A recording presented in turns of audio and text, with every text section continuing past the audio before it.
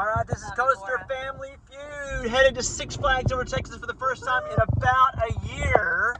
Woohoo! We're excited. We took the year off and did SeaWorld. You can check out some of our SeaWorld videos on the channel, but we are excited to get back to Six Flags over Texas as they have done some improvements. The prices came down to allow our family to be able to go.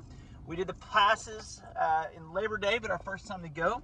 And with those passes, of course, we get preferred parking discounts. We did the ones to get into all the parks. Hoping to go to 2 others besides this one in Fiesta, Texas.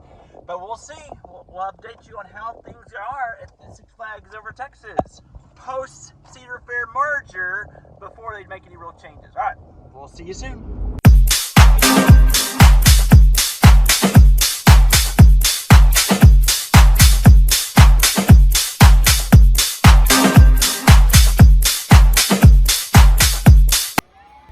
So we got into the park and everything was about the same as we remembered from a year ago at the entrance anyway. And they had decorated for Veterans Day, which I love. They do a Veterans Day thing, letting the veterans in for free. That was really cool. I wish they had something to show who was a veteran, so those of us who weren't could thank those veterans who were there. I think that would be kind of cool. But it was neat to walk around. Haven't been there in over a year, so to see all the sights and all the different things was quite interesting, and that was a lot of fun. We started out, of course, we got our drinks filled up. We got our new drink cups for this year, 2023, and it came with our Diamond Pass. And then we moved on down and saw a lot of new things, a lot of new decorations, a lot of the buildings had been upgraded. Then, of course, Aquaman, we haven't got to ride it yet. I guess we'll have to wait till next year to see that. We saw it in all its glory, standing up tall in the sky, and then went in to start off with our meals for the day.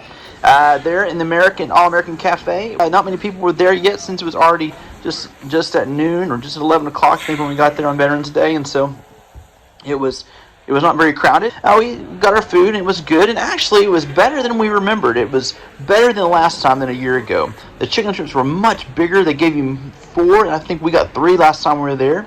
The hamburger looked really good, and a good-looking bun and things, and the fries were all tasty and a nice little seasoning on them. It was really good. We really enjoyed that. I got that with our dining plan, of course. Once we left the All-American Cafe, went outside, and the line for Pandemonium was nuts, as it usually is. So we went into Justice League and got to ride it. From there, we walked on over. The kids did the Gunslinger. They always love to do that to start off with. And that inspired Millie. She was finally tall enough, and she was brave enough to want to ride the Skyscreamer. Now, at first she didn't want to, and Elizabeth and Lincoln rode it, but while we were watching, she decided she wanted to ride it. Here's what she thought.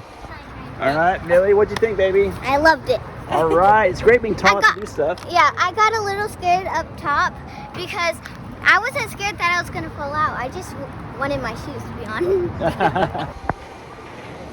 So then after getting off it, she loved it. It was a blast and wanted to do it again, but the line got a little bit longer. So we didn't do that and went on down to the D.C. area, and Lincoln and I went and rode the Joker and saw the remains of Harley Quinn sitting over there to the side. The Joker, they kind of changed things up a little bit and slowed down the operations. Fewer people, fewer capacity from what I understand from one of the workers there. And so that was not fun, having to wait a little bit longer than we would have had to normally. But we went on to Mr. Freeze, and while we did Mr. Freeze, Elizabeth and Millie did the mini mine train. The mine train was not open for the day. Mr. Freeze, we did the reverse because that's always been my favorite. Lincoln hasn't done the front, but he wanted to do the reverse blast, so we did it. The line wasn't too long, but I'll be honest, the operations were better than I've ever seen them at Mr. Freeze, and I certainly do appreciate that. We walked by Superman Tower of Power. The line was kind of long, so I decided not to ride it. We saw our 2 friends, the big old turtles, out in the pond. I'm glad to see they're still doing well out there and everything. And across the pond, there was the gaming center, E6 Gaming, and didn't seem to be open that day. I'm not sure how that's been going on, but I walked on around to one of the kids' favorite rides, the Shockwave. Our whole family, the first upside down coaster we'd all been on, of course, many different years. Mine back in the 80s, my wife in the 90s. Lincoln in the 2010s and the Millie in the 2020s, so it was awesome. Always fun to ride that together as a family. Then we worked our way around to Runaway Mountain, and Amelia is finally tall enough to ride it and wanted to ride it. She was a little nervous though. All right, Amelia, again, your first time to ride this. What are you thinking? I'm scared, kind of. Okay, you think this is gonna be scarier than the Skyscreamer? No. How do you think Millie's gonna do? I don't know. I don't think it's gonna be one of those that she's gonna want to ride again. Not because she doesn't like it, just because it's. I don't know. After riding it, she loved it. Again, we'll definitely be doing that again as a family. Great to have a family ride to be able to do like that. So that was a great time. We then walked by the Southern Palace. It needs a little bit of work, it looks like. Getting a little shabby on the outside, but still, I love the columns. It's a pretty unique area. Then going on into France, there's the Gazebo VIP area. I still don't understand why people want to pay extra for this, especially on that day. It wasn't very hot. It was just a nice day, but it looked like some people had done it. So I guess good for Six Flags for monetizing the people with all that extra money.